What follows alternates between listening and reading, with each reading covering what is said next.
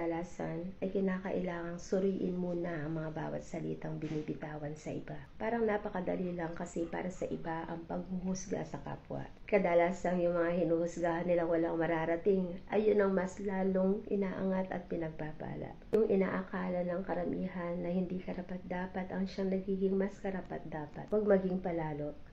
Laging ituntong ang mga paa sa lupa. Huwag mong hahayaang ilipad ka ng sarili mong hangin at ikukulog ka sa kawalan. Huwag kang manghahamak pagkat kinabukasan ay hindi mo tiyak. Sa kapakumbabaan nananahan at nalulugod ang Diyos. Mahiwaga ang buhay. Yung mga hindi inaasahan ang siyang nangyayari. Huwag maging palalo sa kung sino at kung ano ang meron ka. Pagkat yan ay mga hiram lamang at ipinagkatiwala sa iyo pansamantala. At huwag kang magsasalita ng patapos at talbos pagkat di mo talos ang bukas. Huwag magsusunog ng tulay na iyong dinaanan pagkat di mo batid kung kailan mo ito muling daraanan.